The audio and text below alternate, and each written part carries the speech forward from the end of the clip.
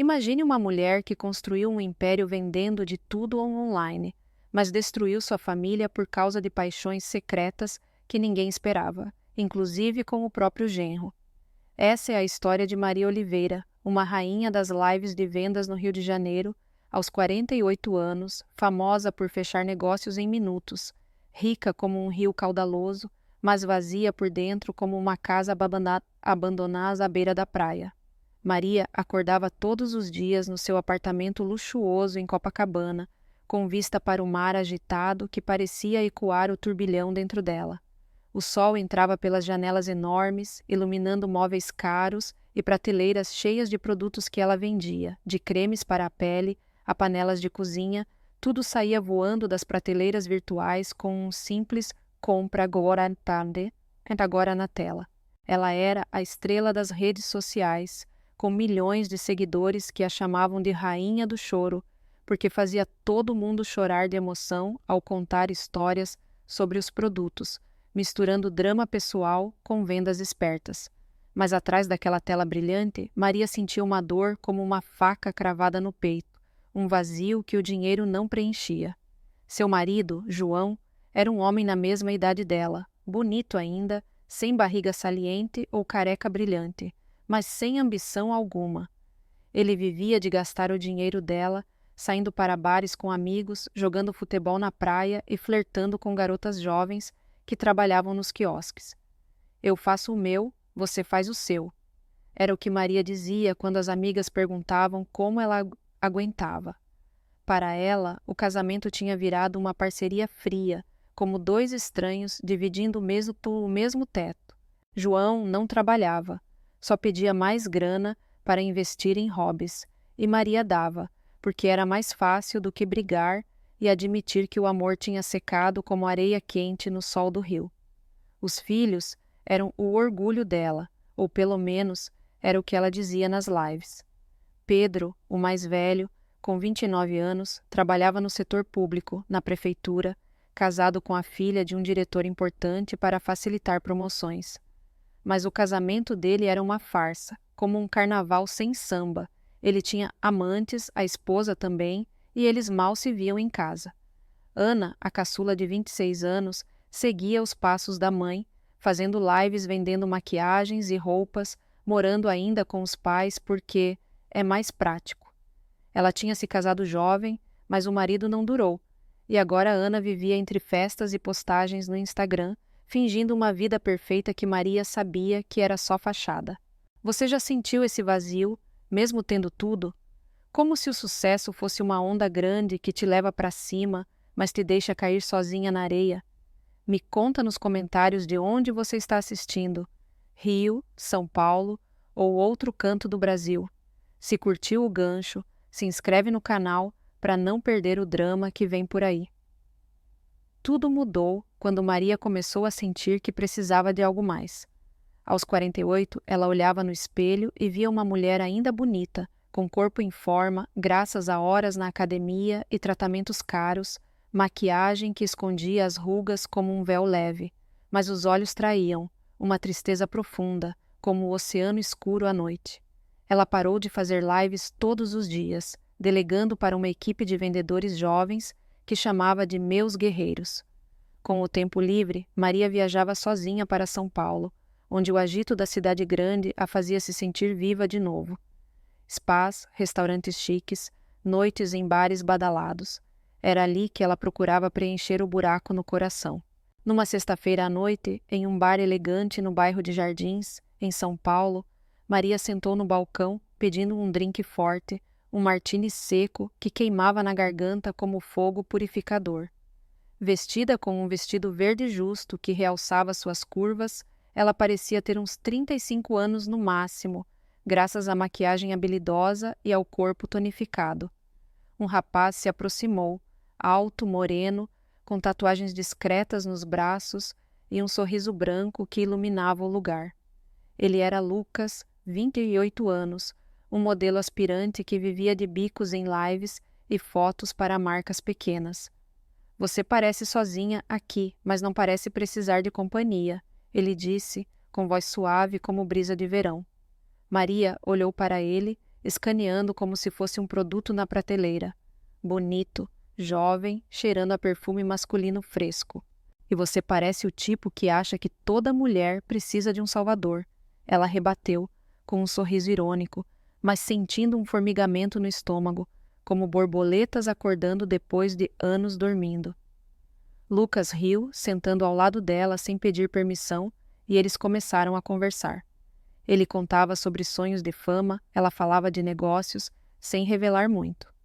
O drink virou 2, 3, e o riso veio fácil, como chuva fina refrescando o calor. Naquela noite, eles saíram juntos, indo para um hotel próximo, onde as cortinas grossas escondiam o mundo lá fora. Foi a primeira vez em anos que Maria se sentiu desejada de verdade, não como uma chefe ou uma mãe, mas como uma mulher com fogo nas veias. A manhã seguinte trouxe uma culpa leve, como nuvem passageira, mas também uma empolgação nova, como descobrir um tesouro escondido na praia. Lucas mandou mensagem. Ontem foi incrível, quando a gente se vê de novo. Maria sorriu para o telefone, sentindo o coração bater mais forte, mas com uma dúvida sussurrando no fundo. Isso era só diversão ou o começo de algo perigoso? De volta ao Rio, Maria continuou sua rotina, mas com um brilho nos olhos que os filhos notavam. Pedro perguntava: "Mãe, você tá diferente, tá namorando alguém?" Ela ria, desviando. "Só negócios, filho. Sempre negócios." Mas por dentro era uma luta, o desejo por emoção contra o medo de machucar a família. Ana, mais observadora, via a mãe saindo mais, voltando tarde, com cheiro de perfume estranho. "Mãe, cuida para não se meter em confusão", ela dizia, mas Maria ignorava, pensando que merecia um pouco de felicidade egoísta depois de anos sustentando todos. Lucas virou constante. Eles se viam em fins de semana, em hotéis discretos ou viagens rápidas para praias isoladas em Angra dos Reis. Ele a fazia rir com histórias bobas, a tocava de um jeito que João nunca mais fez e pedia pequenos favores. "Me ajuda com uma live, Maria. Você é expert."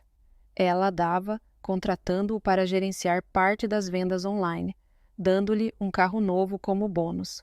Mas o vazio não sumia todo. Era como tapar um buraco com areia fofa, que escorregava de volta. Uma noite em casa, durante um jantar familiar raro, Maria olhou para a mesa. João bebendo cerveja, Pedro checando o celular, Ana postando fotos.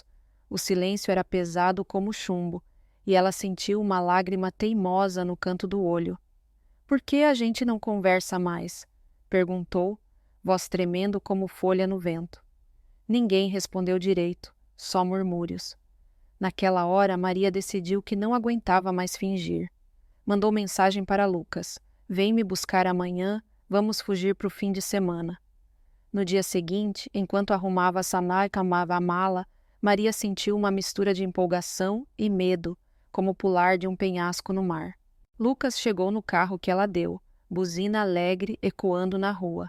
Ela entrou, deixando a casa para trás, o coração acelerado como um motor de carro de corrida. Enquanto o carro acelerava pela Avenida Beira-Mar, com o vento salgado entrando pela janela entreaberta, Maria fechou os olhos e deixou o sol do meio-dia aquecer seu rosto. A empolgação pulsava em suas veias, como um samba animado, misturada a um receio sutil, daqueles que fazem o estômago revirar devagar. Lucas dirigia com uma mão no volante e a outra no joelho dela, cantando baixinho uma música pop que tocava no rádio. "Para onde a gente vai primeiro?" ele perguntou, olhos brilhando como ondas refletindo a luz. Maria sorriu, apontando para o horizonte. "Qualquer lugar longe daqui, onde ninguém me reconheça como a rainha das vendas." Eles rumaram para uma pousada discreta em Paraty, uma cidadezinha colonial com ruas de pedra e casinhas coloridas que pareciam saídas de um cartão postal antigo. Ali, longe do burburinho do rio, Maria se permitiu relaxar de verdade pela primeira vez em meses. Caminhavam de mãos dadas pela praia deserta, pés afundando na areia úmida, conversando sobre sonhos bobos que ela havia esquecido. Lucas contava sobre sua infância pobre em uma favela de São Paulo, lutando para ser modelo, e Maria se abria sobre os dias iniciais de seu império, quando tudo era simples e cru. No começo, há uns 20 anos, Maria e João moravam em um apertado apartamento em Botafogo, com paredes descascando e um fogão velho que mal funcionava. Ela vendia batons e cremes baratos de porta em porta, batendo em casas de vizinhos, convencendo donas de casa com um sorriso cativante e histórias inventadas sobre como aqueles produtos mudavam vidas. Era exaustivo, mas tinha um gosto bom, como pão quentinho saindo do forno, ela recordava agora, sentada na varanda da pousada com Lucas. João trabalhava como vendedor em uma loja de eletrônicos, chegando em casa cansado, mas feliz, trazendo flores baratas do mercado. Eles riam juntos na cozinha minúscula, cozinhando feijão com arroz enquanto sonhavam com um futuro melhor. Pedro era bebê então, um menininho gorducho que engatinhava pelo chão, e Ana veio logo depois, completando o quadro de uma família comum, daquelas que brigam por bobagem, mas se amam no fim do dia. Maria lembrava das noites em que João a abraçava forte, sussurrando promessas de uma casa maior, e ela acreditava, sentindo um calor no peito como chá quente em dia frio. Aos poucos, com esperteza e muita labuta, Maria migrou para o online. Primeiros posts no Facebook vendendo produtos caseiros, depois lives improvisadas no celular, onde sua voz animada atraía compradores como abelhas para mel. O dinheiro veio aos poucos, como uma chuva fina que vira temporal, e eles se mudaram para o luxo de Copacabana. Mas o sucesso mudou tudo, devagar e implacável como erosão na costa. João largou o emprego, dizendo que agora a gente pode relaxar, e virou um peso morto, gastando em cervejas geladas e jogos de futebol com amigos preguiçosos. As brigas começaram sutis. Você vive no celular, Maria, esquece da gente. Ele reclamava, mas era ele quem sumia nos bares. Os filhos cresceram vendo isso. Pedro se formou em administração e entrou no serviço público por conexões, casando com uma moça de família influente só para subir na carreira, sem faísca de paixão nos olhos. Ana, sempre mimada, virou uma cópia pálida da mãe, postando vidas falsas nas redes, casando cedo por impulso e separando logo depois, voltando para casa com malas cheias de roupas caras e um coração vazio. Maria sentia isso tudo como um peso constante nas costas, uma mochila invisível que crescia a cada venda milionária. Por que o dinheiro não compra paz? Ela se perguntava sozinha à noite, rolando na cama king size enquanto João roncava ao lado. As viagens sozinhas viraram escape. Fins de semana em spas de luxo em Petrópolis, onde massagens e banhos quentes aliviavam o corpo, mas não a alma. Foi numa dessas escapadas, em um evento de moda em São Paulo, que Lucas apareceu pela primeira vez, como um raio inesperado iluminando o céu nublado. Ele era charmoso, com cabelos cacheados bagunçados e um jeito de falar que misturava inocência com malícia, como o sol de verão esquentando a pele. Você é a Maria das Lives? Admiro tanto sua garra, ele disse, aproximando-se com um copo de suco na mão. A conversa fluiu natural, de negócios para risadas, e terminou em um jantar improvisado. No início, era inocente, trocas de mensagens sobre dicas de vendas, encontros casuais em cafés, mas logo virou algo mais profundo, como raiz crescendo em solo fértil. Noites em hotéis 5 estrelas, corpos entrelaçados, sob lençóis macios, presentes que ela dava sem pensar, um relógio caro aqui, uma viagem paga ali. Maria refletia sobre isso durante as horas vagas, sentada na varanda de casa olhando o mar agitado. Era como respirar ar puro depois de anos trancada em um quarto abafado. Mas e se isso me sufocar de outro jeito? A culpa vinha em ondas, misturada à raiva por João, que nem notava sua ausência. E então veio o golpe. Fuçando no celular dele por acidente, Maria descobriu mensagens antigas, fotos de uma criança que se parecia com Pedro e conversas com uma mulher desconhecida. João tinha um filho secreto, de um caso antigo, sustentado às escondidas com o dinheiro dela. O choque foi como um trovão seco rachando o céu azul, deixando-a atordoada, o peito apertado como se o ar tivesse sumido. Como ele pôde? Ela chorou sozinha no banheiro, lágrimas quentes escorrendo como chuva repentina. Isso a empurrou mais para Lucas, buscando consolo em seus braços jovens, em beijos que apagavam a dor por instantes. Ele ouvia paciente, consolando com palavras doces. Você merece mais que isso, Maria. Merece ser adorada. Ela acreditava, ignorando os sinais de que ele pedia cada vez mais. Só um empréstimo rápido para meu estúdio de fotos, como veneno disfarçado em mel. A família começava a notar rachaduras. Pedro ligava menos, ocupado com seu casamento de fachada, onde ele e a esposa viviam como estranhos educados. Ana, sempre atenta, comentava: Mãe, você está brilhando, mas parece cansada por dentro. Maria desviava, mas o desconforto crescia como erva daninha no jardim. E então, num domingo preguiçoso, Ana chegou animada. Mãe, vou trazer meu noivo novo para jantar semana que vem. Ele se chama Ricardo, é designer, você vai adorar. Maria assentiu, mas algo no nome, na descrição, acendeu uma faísca perigosa dentro dela, como fogo, lambendo madeira seca, ameaçando incendiar tudo ao redor. Aquele jantar em família transcorria sob a luz amarelada do lustre da sala de jantar, com pratos de feijoada fumegante e risadas forçadas ecoando pelas paredes altas do apartamento.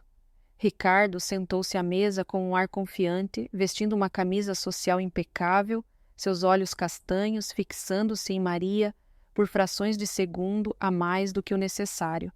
Ele era alto, com barba aparada e um perfume amadeirado que preenchia o ar como fumaça sutil, contando anedotas sobre seu trabalho como designer gráfico em uma agência badalada de Ipanema.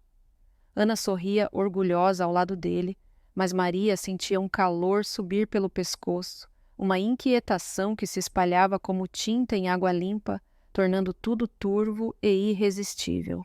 Nos dias seguintes, a atração por Ricardo crescia como uma planta teimosa em solo rachado, alimentada por encontros casuais que pareciam coincidências, mas não eram. Ele aparecia em eventos de negócios que Maria promovia, trocando olhares carregados durante coquetéis, até que uma mensagem chegou. Adorei te ver ontem. Vamos tomar um café para discutir ideias criativas? O primeiro encontro foi em um café escondido em Leblon, conversas leves sobre design, virando confissões sussurradas, mãos roçando de leve sobre a mesa. Maria lutava internamente, o peito dividido como uma rua bifurcada. De um lado, a lealdade à filha, do outro, um desejo voraz que a fazia se sentir jovem e imprudente, como dançar na chuva sem guarda-chuva. Enquanto isso, Lucas se tornava cada vez mais presente, mas de um jeito que azedava, como leite esquecido ao sol. Ele gerenciava as lives com eficiência, mas os pedidos vinham disfarçados de carinho. Preciso de um adiantamento para equipamentos novos, amor, para a gente crescer juntos. Maria transferia o dinheiro sem questionar no início, vendo nele um parceiro vibrante, mas logo notava o padrão: jantares caros que ele insistia em pagar com o cartão dela, viagens que viravam desculpas para mais gastos. É investimento no nosso futuro, ele dizia, beijando seu pescoço, mas por dentro ela sentia um alerta piscando como uma lâmpada fraca em quarto escuro, questionando se aquilo era afeto ou cálculo frio. Pedro foi o primeiro a confrontar, chegando uma tarde chuvosa com cara de preocupação, chuva batendo nas janelas como dedos impacientes. Mãe, os extratos bancários estão loucos, gastos em hotéis, presentes, o que está acontecendo? Ele sentou no sofá de couro, voz baixa mas firme, como um advogado em julgamento. Maria desviou o olhar para o mar cinzento lá fora, sentindo raiva borbulhando como espuma de onda quebrando. Raiva de si mesma por ser descuidada, raiva dele por invadir sua privacidade. São negócios, Pedro. Você sabe como é o mundo das vendas. Mas ele insistiu, revelando que bisbilhotara as contas. Não é só isso, tem transferências para um tal de Lucas. E Ana viu mensagens no seu celular, mãe. Isso tá nos matando. A discussão escalou como uma fogueira alimentada por vento, Pedro acusando-a de egoísmo, Maria defendendo sua liberdade com voz trêmula. Eu sustento essa família há anos, mereço um pouco de ar.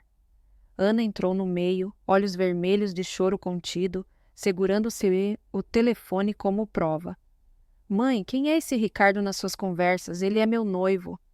O ar ficou denso como névoa de manhã cedo, Maria sentindo o chão sumir sob os pés, como areia sendo levada pela maré.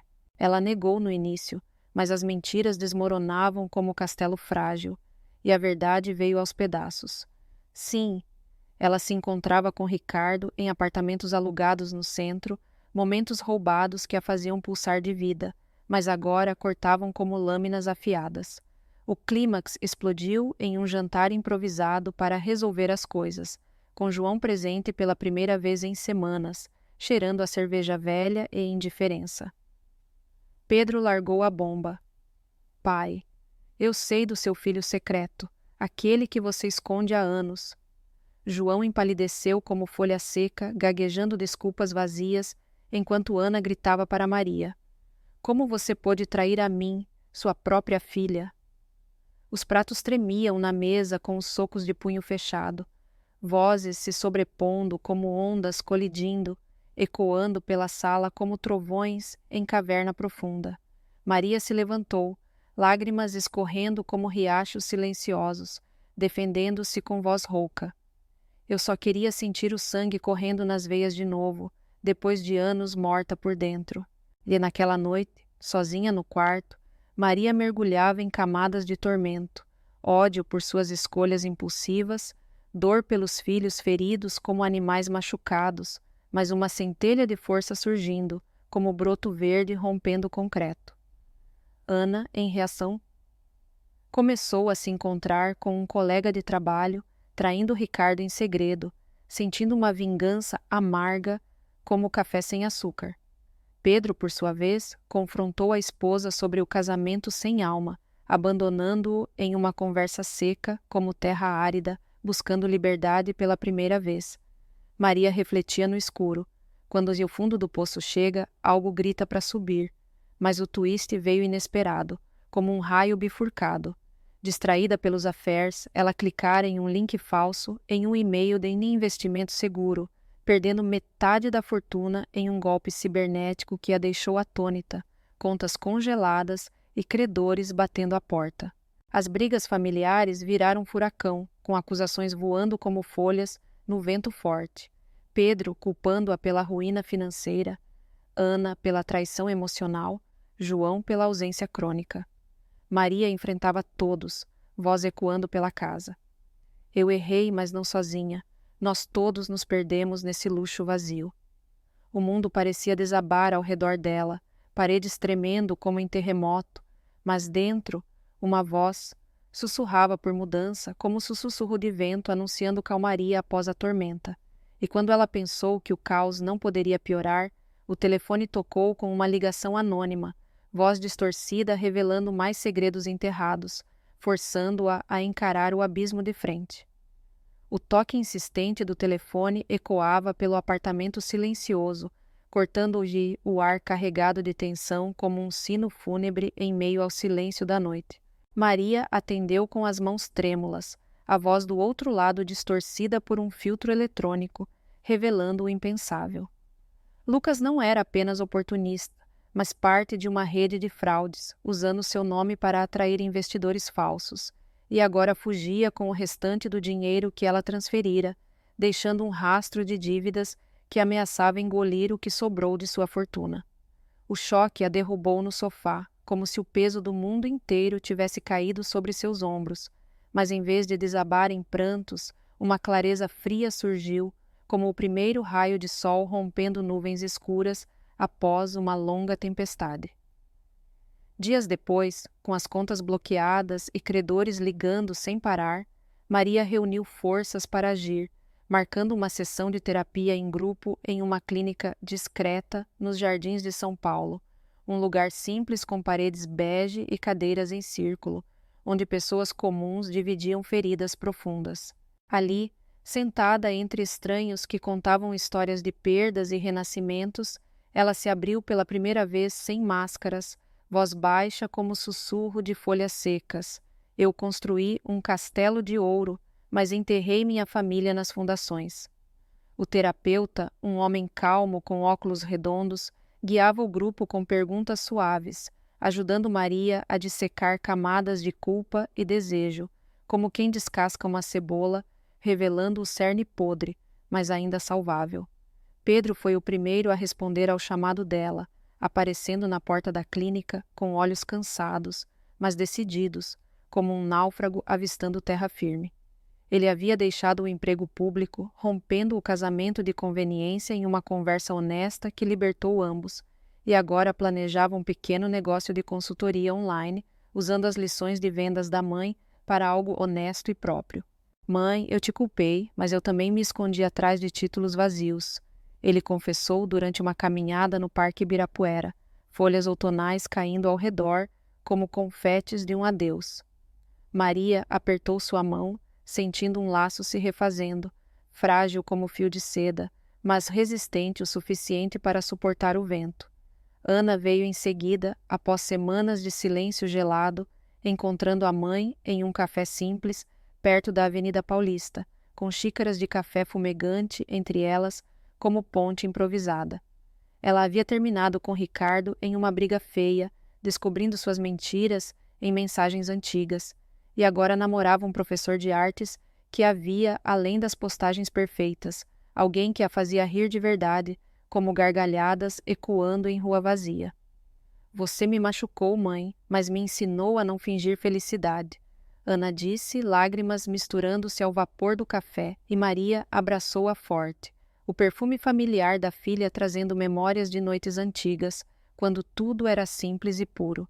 João, surpreendentemente, assumiu um papel novo, deixando os bares para trás como casca velha de cobra. Ele começou a ajudar Pedro no negócio, usando contatos antigos para parcerias honestas, e até cozinhava jantares em casa, pratos caseiros que cheiravam à infância, como moqueca baiana borbulhando na panela. Eu fui um fantasma nessa casa, Maria, mas vou tentar ser sólido agora. Ele murmurou uma noite enquanto lavava a louça ao lado dela, a água correndo como rio, limpando pedras sujas. Não era amor reaceso, mas uma paz prática, como vizinhos reconstruindo uma cerca quebrada. Com o tempo, Maria reconstruiu sua vida tijolo por tijolo, vendendo parte dos bens para pagar dívidas, focando em doações para mães solteiras em favelas do Rio, criando um fundo que levava seu nome, mas sem alarde nas redes. Ela voltava às lives, mas agora com histórias reais de superação, voz suave como brisa vespertina, inspirando seguidores a valorizarem laços verdadeiros. A paz veio devagar, como ondas suaves lambendo a praia após mar agitado, preenchendo o vazio com gratidão simples. Um café da manhã com os filhos, risadas genuínas, ecoando pela casa outrora fria. Lucas desapareceu no horizonte, levando o dinheiro, mas deixando lições amargas, como espinho que fura, mas ensina a lapisar com cuidado. Ricardo sumiu após o divórcio de Ana, uma sombra que se dissipou como névoa ao amanhecer. A família, outrora despedaçada como vidro estilhaçado, se reerguia em pedaços colados com paciência, mais forte nas quebras. Maria olhava o mar de Copacabana agora com olhos serenos, sentindo que a felicidade brotava de dentro, como semente teimosa furando o solo seco, provando que nunca é tarde para replantar. Se essa história tocou você, compartilhe sua experiência nos comentários. Já passou por algo assim? Se inscreva e ative o sininho para mais histórias reais que inspiram. Obrigado por assistir e lembre, você não está sozinho nessa.